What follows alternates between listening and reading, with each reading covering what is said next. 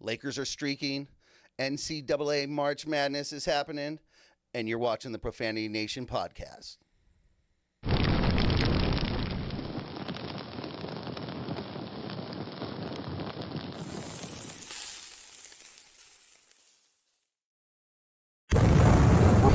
Profanity Nation. Yeah, it's the new era of man for some old school fans with a new school brand. We got money on the mic with the plan in hand. And Stat Pat to his left, they go hand in hand. And to the right, we got Simpster, he putting it down. It's the Profanity Nation, we running the town. Yeah, It's the Profanity Nation. Profanity Nation.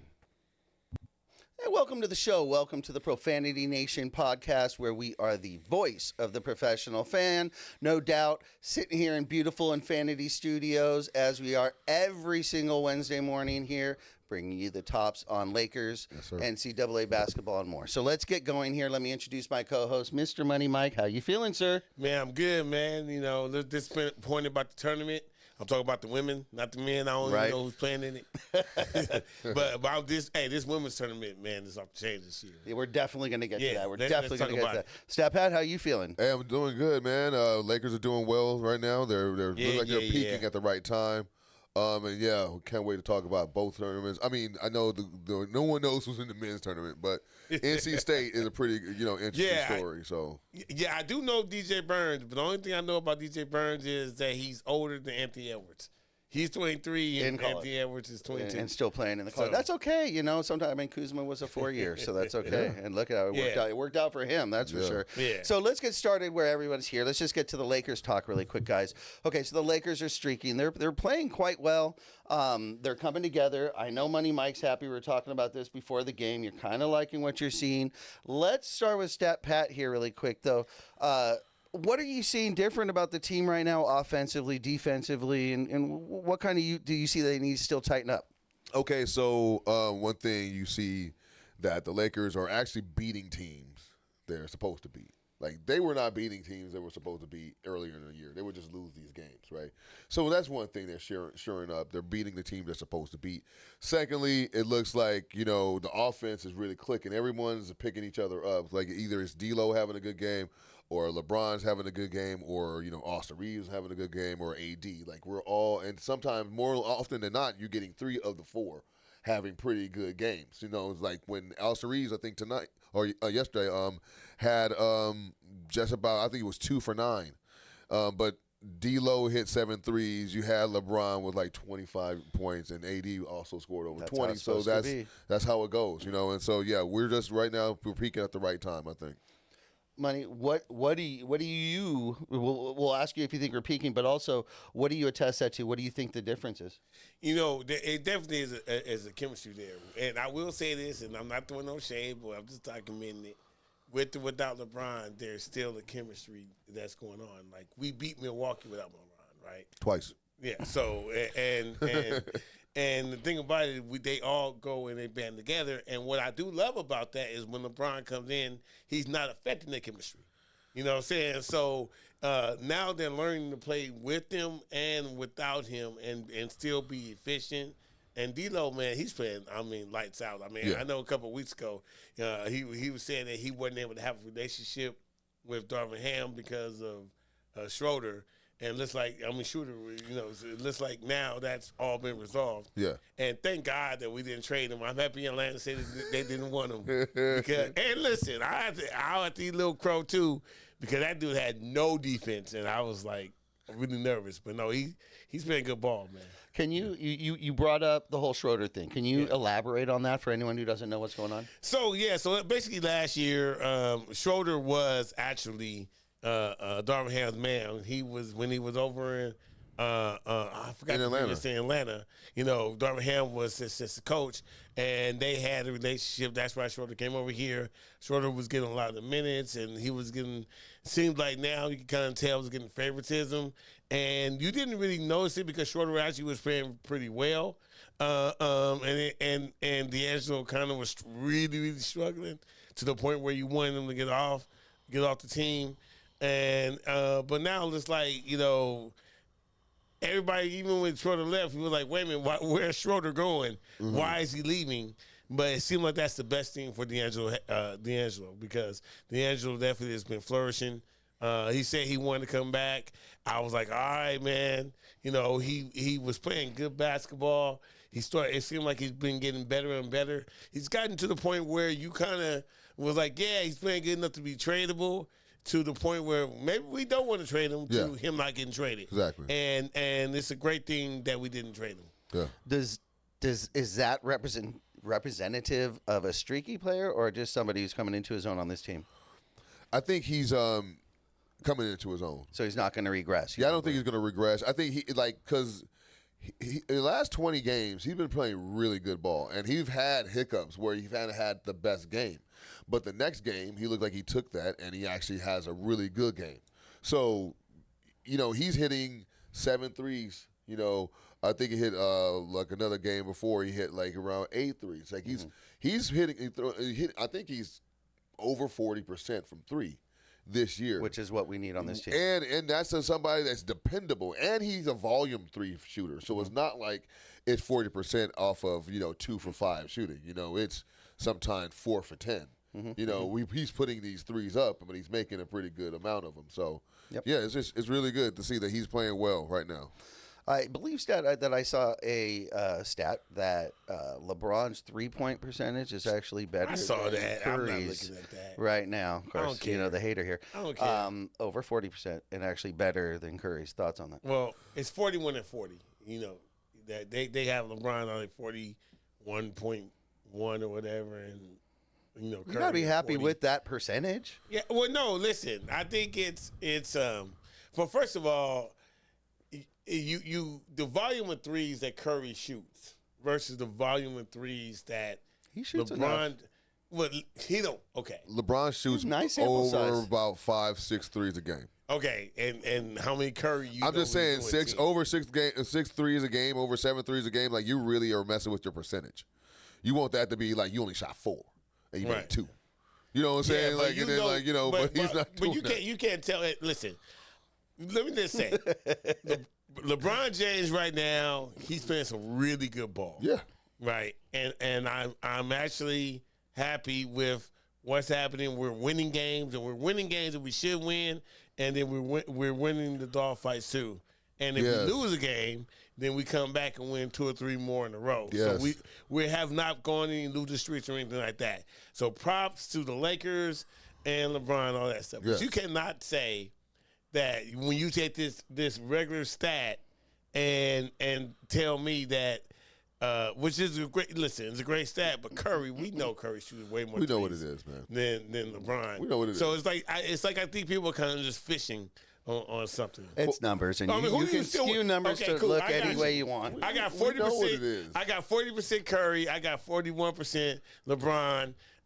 Whoever I give the ball to is going to keep me alive. I'm giving it to Curry every time. Of course you are. What about you? Well, of course, because he's the best shooter of all time. If who's ever going to shoot a shot for your life, it got to be the best shooter of all time. Right. So it's just Curry. Right. So I'm just saying, but okay, so what are we talking about? But LeBron shoots his threes in a different way, right? He doesn't shoot. He's not a catch and shoot kind of three. Is a lot of it off the dribble. Basically, he's dribbling himself into rhythm, into the shot. So it's not like he's just waiting in the corner and he's busting threes, where that if the ball goes around the horn to Curry, then if he's the last person, he puts it up, it's going to go in. He's a better shooter, right? His percentage is great, cool. Maybe he's not shooting as much, but we'll see how this happens in the playoffs. I need these 40% in the playoffs. Yeah, but he's not going to – LeBron's not going to be affected in the playoffs. He's not going to cower in the lights. And D'Angelo's been there. Yeah, they were there last year. This team was there. Finally, they kept it together. This team was there. This team, the one that they're playing now, the minutes they're supposed to be playing. Yeah. Now, there's another stat where it says that the Lakers have a losing record when Taurean Prince is playing more than 25 minutes a game. They have a losing record. Now, when he plays less than 25 minutes, we are killing it. We have a great record. And it's just the stats, going back to your shooter story. Sometimes the Darvin Ham can literally have facts in his face, data, and it don't matter. Numbers, and it does not matter because he's going to go with his gut regardless. Whatever that gut is, he's going to go with it. He's going to feel out the game. He's not going to let numbers dictate what lineups he should choose. Sorry, the numbers actually help you. Numbers don't lie. Dictate. There's efficiency rating for a purpose. There's people out there that can give you your best five. The junior, statistician, the you know what I'm saying, the statistician that's at home just crunching numbers just for the hell of it can tell you what your most efficient starting five is. Like, so the fact that you have this data and you don't use it, it just sometimes is just baffling to me though. So, but yeah, you gotta, they're playing really good ball. The offense is really efficient. The defense though, I still don't like dribble penetration. Yeah, I think the guard that you have, any real guard, any guards that got penetrate can get anything they want. They can get downhill because Reeves is not good at the point of attack, and D'Lo is not as well. Yeah. The only hope we have is hopefully we could put the pest in because he's back now, Gabe Vincent, and hopefully he can get in the way because he's kind of like that on the ball kind of defender. But is he going to flat out stop somebody? I don't think so. But it does give slow it down. Just one step makes the difference. You just can't just get off the pick and just dribble into the right, and then AD comes up and then we got open swing, lob, whatever. It's just like, so if we can get them out the middle. Yeah, we'll get back to that. But also, remember, we're also missing one key player. And I think when he comes back, it's going to help that defense go back to the level of defense that we played before. And that's, and that's Vanderbilt. Once Vanderbilt comes back in, then you'll see the Rui back. You see that Rui when we need some stops. We'll go, but we need that offense. We put in Rui, but we're going to keep the same team. You have now depth. Look like if Gabe Vincent does come back, healthy, you now have he can provide some sort of defensive spark, then and even offensively, so he's not going to be like such a liability, and not taking anything away from Max Christie or even Max Lewis. You love Max Christie. I do like him. I like his defense. But I just think right now Max Christie has had enough time for us to be like, oh, you can't put him down on the bench. You need to keep him in the lineup. He hasn't done that. He hasn't done that. He has played well, but he hasn't played well enough to the point like, whoa, that's a jump. That's a jump. Like, it's like a Kuzma jump. Like when Kuzma had that jump in the second year, like, oh, we know who our best player. Yeah. You got D'Angelo Russell. You got Lonzo Ball. I mean, you didn't have Lonzo Ball. You had Lonzo Ball. Well, didn't D'Angelo play with Kuzma? Yeah, with and also Clarkson and all of them. Yeah. He killing it. He's balling. Like, so it's what we got to see, right? We'll see how that works out. All right. So for the record, yes, Curry is averaging 4.83 shots per game. How many?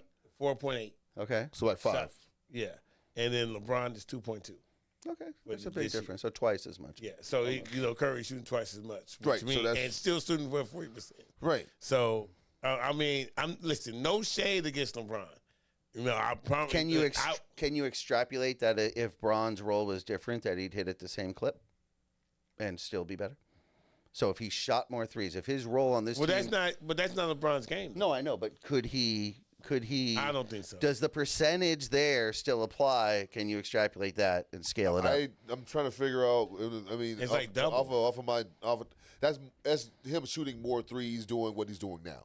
So you see how many threes he's shooting right now. He got to double that amount of threes. Yeah, and I don't know if that. I don't think that's going to help even if he makes them. All right, guys. He just shot 10 threes. But it's not part of the team. But is he capable? Yeah. Hey, if LeBron shoots that amount of threes, trust me, I am going off because I don't understand why he's not passing the ball to somebody else. Because he's not a pure. See, listen, there is a difference between a scorer and a shooter, right? Yeah. And usually scorers are the ones, to LeBron's credit, to Michael Jordan's credit, to Kobe's credit, are the ones that have the all-time scoring records, right? Right. Shooters, the Larry Birds and stuff don't have as many points that they have. Even though Larry Bird was a great shooter, for example. You know what I mean? But so LeBron, I would consider him to be a scorer versus a shooter. And sometimes you want a shooter to be in there versus a scorer, vice versa. I'd like to twist this really quick, and then we're going to get to some college March Madness guys. But right now in the West, there's a three-way tie. Okay, we got OKC, Minnesota, and Denver, all 52 and 23. Literally, three-way tie. Then on the back end of this, you've got at the play-in, you've got in the 7 seed, you got Phoenix, Sacramento 8, Lakers 9, Golden State 10. Kind of spoke about this that nobody really wants to see probably the Lakers in that first round. Okay, well the Lakers are pretty firmly set they're going to have to do the play-in, right? I mean, there's not enough games for them to get out of this right now. They're 9.5 back, Sacks 8.5, 8. They're not going to make up that kind of space. So my question is this: up there at the top, you've got Denver, you've got Minnesota and OKC. All of those teams are sitting there saying, "We're a lock. Do we really want to take on that 8th seed?" But the Lakers could end up being 7 with the play-in, right? Do you think that they're positioning or they're playing out? Is there any posturing going on, any chess being played here with those 3 teams? Because, well, first of all, they can't drop out enough to ensure that they won't play us. 3. Well, I'm saying they have to drop to 4. No, 3. Or 3, right? They would have to be the third. And it's right now it's tied. Yeah. 1, 2, 3. Yeah, and so the third team will be the one that's safe. Yeah. Because the Lakers can get the 8th or the 7th seed. Exactly. And so do you want to play? Like either one. I mean, do you like the Clippers are 4.5 back in the 4th. They're good. You don't have to worry about good. it. So they can, any one of those teams can sit in the 3rd and go, "I'll let you deal with it." Right. Do you think and we'll deal with it in the second round if it comes? If it comes that way. Yeah, yeah. And the thing is, like, you have to understand, like, you got to believe that, okay, well, if they get to the 2nd seed, you want to be, like, Denver will be the only one that would be like, all right, if it is what it is, let's do it. But if I'm Minnesota or if I'm OKC and the first round matchup are the Lakers, young team. LeBron is licking his chops. They're going to put him so much pressure.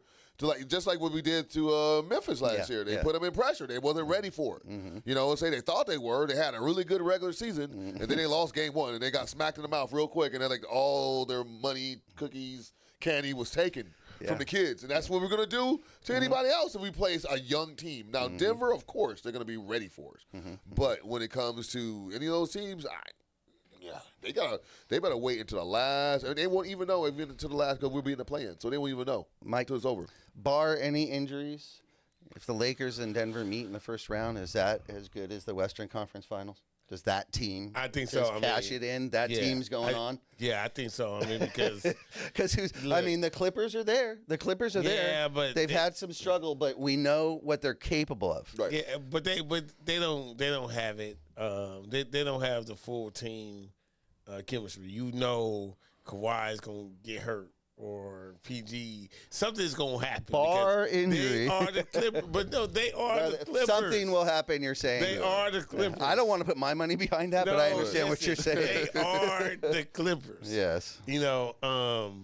Listen, I've said I'm on record. This is the most scariest Clipper team that I've seen, mainly because I really the person I'm scared of the most on the Clippers is Ty Lue. Yep.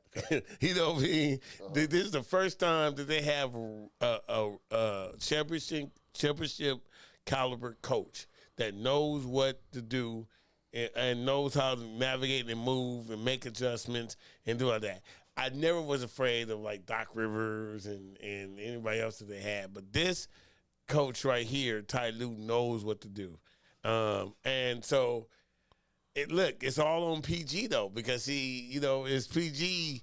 It really ain't Kawhi for me. No, it's PG. It's always PG. It's all PG. Like okay, let's see how you gonna perform because his game historically when he gets in the playoffs and the lights are on, he really hasn't been that guy. So and he hasn't been that guy lately. Right, and then Kawhi is always interesting because if he feels like that he ain't got no chance, he all of a sudden gets a splinter, becomes not available. Yeah, so it never his fault. But if he feel like he has a chance, if they have a full squad, coming in with some home court advantage in that 4th seed, they're going to play the 5th. Right now, that would be Dallas. Dallas could take him, Kyrie and Luka. all things considered. But you're right. I think Ty Lue, we cover the Clippers. So for full clip, and I was just at a game in the press conference with Ty Lue. And one of the media asked and said, your team confuses us, confuses me, which was that media guy, and says, you play well and then you don't play well, and there's no real answer to that. Is it, what is it? Inspiration? Is it, what is it? And in a very Phil Jackson-esque way, Ty Lue said, ask PG. Damn. He didn't say ask the team. He's all ask PG. That's like so Phil Jackson-ish to just do it in the media and just stick it out there. So how else would you take that, right? I mean, listen. So I respect that. I respect that because that's a player coach. Yeah. That's like, dude, I've been there. I've been a player, so I know what it takes to do. Either you're doing it or you're not. And we know it's well, reported. Clippers and PG have not agreed on an extension yet. Supposedly the 76ers are waiting, for their chance to get at him. Look, if PG lets that get in the way of his best possible hopes at a championship run, the fact that he made out of a contract next year? Huh. Well, what's so interesting to me about that is, like, I gotta say it. They got rid of Shy. Yeah, that was crazy. Well, yeah. You know what I mean? They got, they got literally, he is probably playing the best basketball consistently for the whole year. They're first place. They're in first place. He definitely should be an MVP candidate. Oh, he's done everything to kind of win MVP it. and Other than the fact that he's in OKC and nobody's really paying attention. Yeah, that's it. But that guy is putting up the numbers, and they got rid of him because they won the trade. Like, OKC won that trade between PG and Shea. So PG got to perform because, it makes you. This is his best shot right now. Yes. You've been on this team. You've all been injured. This is your best shot. It doesn't matter what the contract situation is for next season. You're under contract this season. Give it your all. Yes. You may there's no opportunities. Yes. They don't come around easily, as you can see, BG. So let's keep moving here, guys. Enough of the NBA. All right. Okay. Let's let Money Mike here, bring us up to date on women's March Madness. Look, I actually was glued to the television yesterday. Yes. It was two great games. Right. Must watch. Well, look, first of all, let me back up.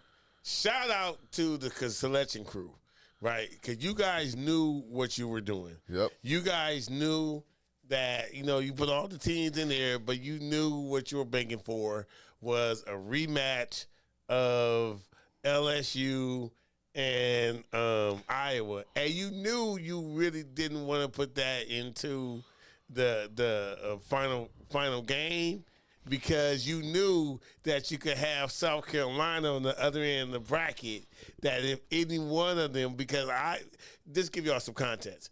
LSU was supposed to play South Carolina for the championship last year.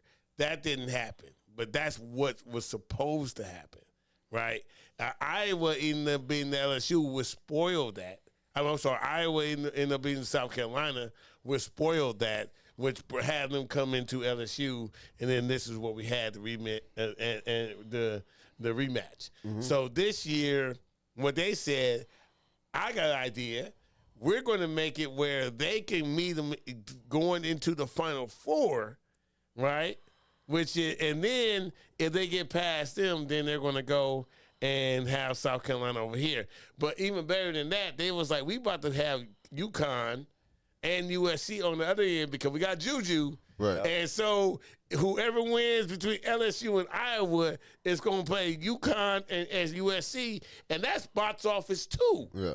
That's box office too. No lose. No lose. And they know ain't nobody looking at the men's NCAA bracket because NC State I know is there and UConn and the only reason why I know UConn is there is because I know the UConn women's are there and they mention the men are there too. I don't know anybody's name on the men's side, right? You got me. DJ Burns, you got me. I don't really know. And the only reason why I know DJ Burns is because they say he's 23 and Anthony Edwards is 22.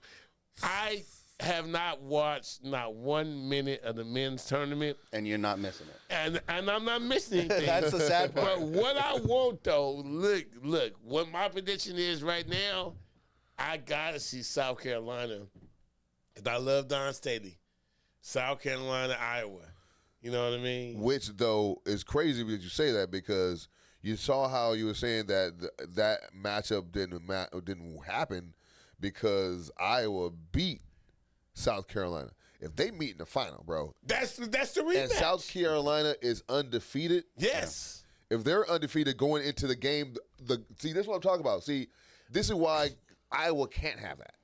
Because if Iowa go in there, they got to prove that if we did it once, we got to do it again. Because now South Carolina is protecting something. We're protecting this perfect season.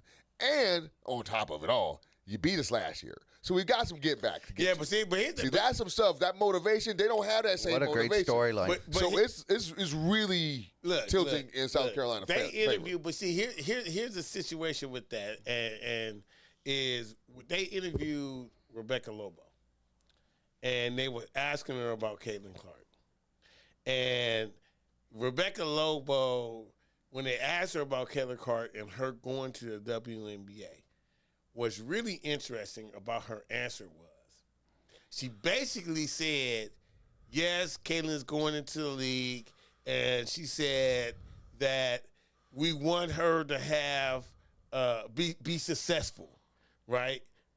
Please don't, like she kind of was saying, play good, play defense, don't beat her up because she's more important to the game. She's more important to the game, and she was talking about the aspect of like, hey, with her being in there, she's gonna get butts and seats, which is going to create more revenue, where they're gonna be able to, because now they're watching Caitlin, now they're gonna know Asia, and they're gonna know Zaya, and they're gonna know all the other great players that are in the league because of Caitlin Clark. Yeah. And so they're painting Caitlin Clark as the golden child right now that's about to go into the draft, and she's going to change everything, even above Inescu and all those other people going into the WNBA.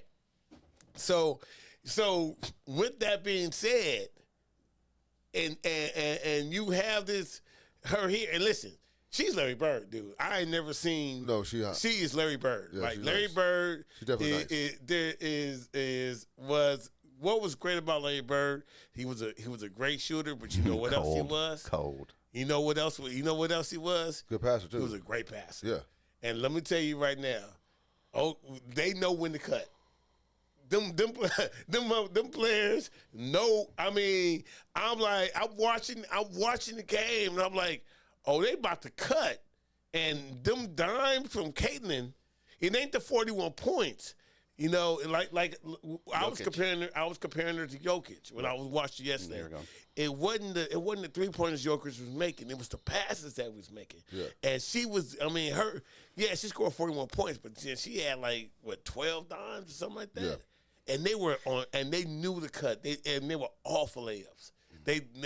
Listen, it's gonna be tough, but I gotta see South Carolina. I don't know how they're gonna make it happen, but I do know how they're gonna make it happen. Wink, wink. Well, you got, like you said, South Carolina's going. They ain't got no competition. But she's got to play Paige now. Yeah, I know. And Paige can do the same thing. You know what I'm saying, though? Paige So can it's do the not same even thing. we gonna say that is a possibility. She really got to get through UConn. Yeah. So that's the thing. But they play great defense. UConn is always built for it. They're built for tournaments. They pay, and he, what is it, Ariali? What's his name? The The head coach. Not Arioli. I know what you're talking about. Yeah. I apologize. I'm mispronouncing your name. Yeah, listen.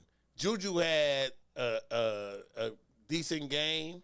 It was a quiet 30 points, but the defensive scheme, she had two people close to her the whole time. They blitz her every time she set the ball. It's gonna be good. Paige, I can't wait. Listen, here's the thing. Paige can shoot just like Caitlin. Don't get it twisted. I'm telling you. So Paige, we gotta see, bro. This gonna be it can be a 3-point fest. It's gonna be Friday is gonna be box office. As you know, everybody, we finish the show every time with a segment we call Money Mike's Out of Bounds. Money Mike's going to share his thoughts or opinions on a topic, and it's really simple. You guys get to participate right here in the comment section. Are his thoughts and opinions in bounds or out of bounds? Money Mike, you got the mic. Hey, we gonna stay right here. We gonna stay with the NCAA. I mean, I don't know if you guys heard about Ice Cube, what Ice Cube was doing. Did you hear about that? No. You didn't hear it? No. You did not hear what Ice Cube I was did trying to not. do? Enlighten me. Oh, really? So Ice Cube made a phone call and said, hey, Caitlin, instead of going to the WNBA and taking that, $70,000, I'll give you $5 million to come play in the Big Three. Did you hear about that? No. And I'm like, wow, that's really interesting. Now, I have two takes on that. Yes. My first take is, why are you only choosing her? Because there's a whole lot of great players out there. There's that you have, and you can't just have just one person. Literally, if you're going to do that, then why don't you just integrate your league, have a man and women 3-on-3, and that's a dope idea. And why are you just only offering this up to Caitlin? I ain't hating on Caitlin. I'm just saying there's some other ballers out there that you could be offering this for. Number two, if I'm Caitlin, I'm like, hey, if you're going to offer me that, no, I want market share, and I'm doing a whole business move and really getting my ducats, and I'm still going to go back to the WNBA because I know I need to go in there for that reason. So am I out of bounds to say that there's no reason why Caitlin should take that deal? I'll answer. I don't know if it's instead of the WNBA or on top. Yeah, of. well, no, it's instead of they play in the summer. It's the same time. NBA Okay. play in the summer. So I don't think that she should take that deal. And I'm also kind of, like I said, my opinion is I don't think she should take that deal because I think that she needs to actually do what she's there for, which is make the WNBA brand better. And I'm also offended that he's only offering just her and never even had the idea for anybody else. Right. So I'm am I out of bounds for those 2 points? Out of bounds for offended, WNBA? yes. Really? Yeah, because look, Lexi Brown, Sparks player, came out and said, "Oh, is this?" She actually tweeted, "Is this the first player? Oh, this is the first WNBA player you actually thought about offering this deal to? No other player." Yeah, it's offensive. You said it yourselves. The viewership on TV, it's blowing records. Lexi didn't do that. Nobody's done that. No woman has done that. So that's the difference. It's simple. Why? Because look at the numbers. Look at the viewership. It's money. It makes sense. Yep. He wins. Yep. Big Three wins. He knew right off the bat that the likelihood she would take that deal is next to nil. Yeah, next to none. It was slim but enough. Guess who's talking about it? Everybody. So everybody now has the Big Three on their mind, this and that, and they're connecting it with Caitlin Clark regardless of what she does. It's money in the bank. It was brilliant. But I do understand why he's paying it, Pat. Yeah, first, I just think that he's like you said, Mike, she shouldn't take the deal. She shouldn't take it even if they offered her because she means, like you said earlier, she means so much to that game. Right. And we are really looking at, like, the resurgence. Not even resurgence, but, like, I guess now people are talking about women's basketball. Yeah. And you ain't out here one person talking about, but they don't dunk. You ain't heard nobody say nothing like that because it's good basketball, and we're looking at good basketball. And to be quite honest with you, they playing that kind of basketball in the WNBA. You know what I'm saying? It just is taking the college game, and now we bringing this new era of basketball players like Inescu, because the Sue Birds, they old. They old. You know what I'm saying? That was old guard. They were good. The Candace Parkers are old. Now we got the new blood. And this new blood is actually exciting. Yeah. And we, like you said, we're not even talking about when Angel Reese gets up in there. We're not going to talk about when Juju makes up her way into the WNBA can thrive. And if if Clark goes to the Big Three, it's going to stunt that growth. But and like I said, her by herself, can't allow that like kind of sucks. You know what I mean? Because I would like to, if they go to Big Three, I would like that Big Three team, like a team to play against them because. The thing about it is 3-on-3. It's not even really about physicality, man. You get Inescu, Caitlin Clark, it's about skill, and what's her girl from UConn? Paige. Yeah. Look, they ain't never got to go in the paint at all. Just right? They never got to go in the paint. And all they do is shoot threes all day, and the games will be over. And they got 4-pointers in Big Three. So, yeah.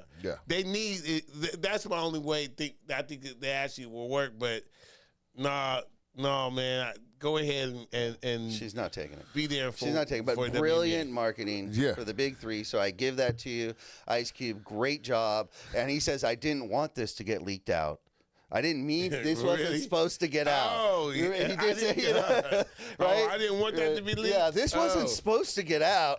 Which means it was supposed to get out. Exactly. Good job there, guys. Okay, hey, so it's not a secret if you tell somebody. Right. Yeah, right. It says everybody knows the same thing, ain't seeing it. Yeah, exactly. All right. So thank you for joining us. Another great episode of the Profanity Nation. As we said earlier, you can catch us every Wednesday morning here on InfinityTV.com. Be sure to hit the follow or subscribe button. You'll keep up with all the great shows. Also, there's great news on there. Keep up with your team. So, InfinityTV.com. We'll be back next week. We out. Peace.